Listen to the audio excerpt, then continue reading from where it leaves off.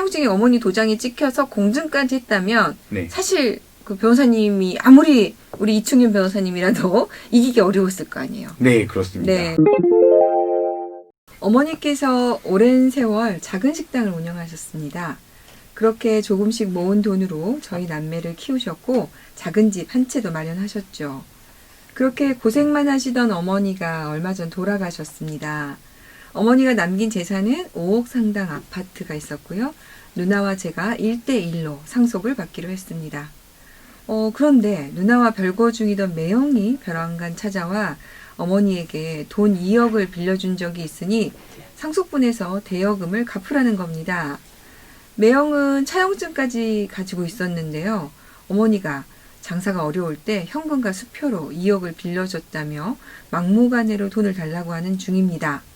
그런데 매형이 내민 차용증이 아무리 봐도 이상합니다. 어머니의 인감도장이 찍혀 있지만 사인도 없고 더군다나 누나도 매형이 돈을 빌려준 사실을 모르고 있습니다. 매형에게 2억 원을 줘야 할까요?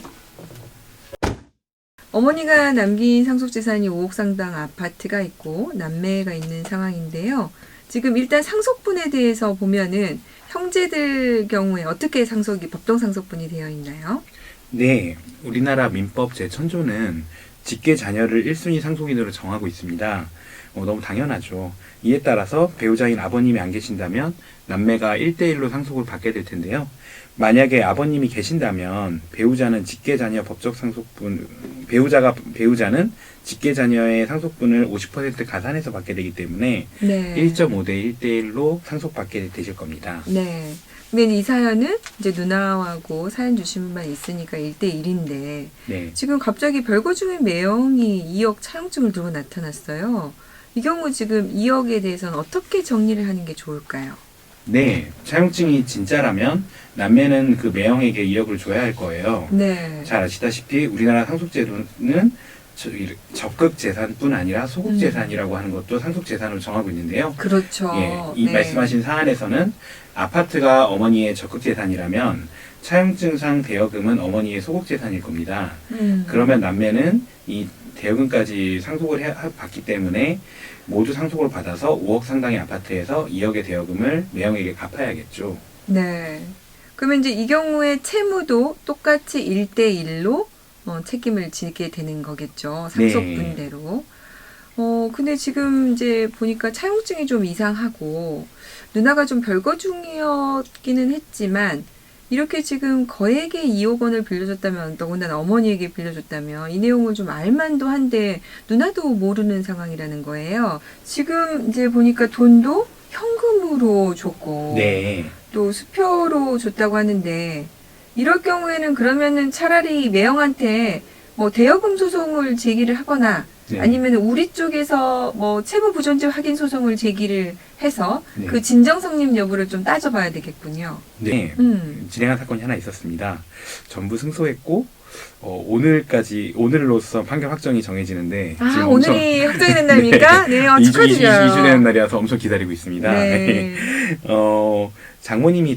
이 경우에서는 장모님이 돌아가셨을 때 사위가 장모와의 사이에 3, 4년 전 차용증을 이유로 상속인들에게 대여금을 청구했어요. 네. 예, 그런데 이 차용증에는 그 어머니, 즉 그 사위 입장에서 장모님이겠죠. 장모님의 그 어떤 친필이나 서명이 없었고 그 차용증 작성 당시에 사용하던 인감도장이 아니라 한참 전인 2010년도 이맘때 거의 10년 전에 사용하던 인감도장이만 찍혀 있었어요. 그러니까 당시에는 인감도장이었지만 그 차용증 작성 당시에는 단지 도장이었던 거죠.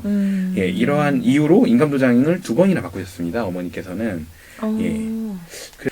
먼저 사위가 원만한 경제활동을 하고 있지 않았어요. 객관적인 어떤 은행 거래 내역은 없고 현금이나 수표를 빌려줬다고 하고, 예, 그리고 이 뒷받침할 만한 어떤 그 은행, 증권사 이런 금융거래 내역이 전혀 없었던 거죠. 그래서 그때 수표에 대해서도 한번 추적 조사를 해보셨습니까? 네, 그래서 관련은 그 어머니께서 많이 사용하셨던 은행에 사실조회도 하고 해서 이런 수표에 대해서 알 수 없다는 것을 주장을 했죠. 저희는. 그렇죠. 네. 그런 거 많이 물어보세요.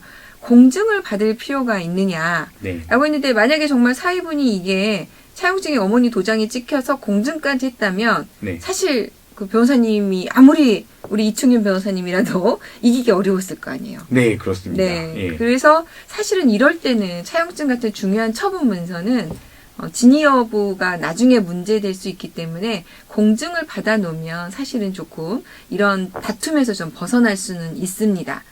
근데 이게 지금 아무래도 위조를 한 것 같은데 형사사건 진행은 안 하셨나요? 아, 날카로우십니다. 제가 네. 따로 준비를 안 했지만 사실 했습니다. 사기 사무소 위조로 이거는 저희가 하진 않았고 당사자가 직접 하셨는데 네. 그쪽에서 이제 증거가 좀 부족해서 위조를 입증할 수가 위조를 입증할 정도로 증거가 나오지 않아서요. 좀 억울하긴 하네요. 네. 하지만 민사 사건은 다 이겼습니다. 네. 민사 사건이 이기는 경우에는 네. 형사 사건에서 좀 더 적극적으로 판단을 해주기도 하더라고요. 네. 그래서 저희도 강제집행 면탈이 처음에는 무혐의가 나왔는데 민사에서 사행위 취소로 승소를 하고 나서 다시 고소를 했더니 유죄로 이렇게 기소를 해주더라고요. 한번 유족 여러분께서 다시 한번 진행을 해보시 형사 사건에 대해서 네. 진행을 해보면 좋겠다는 생각이 드네요. 네.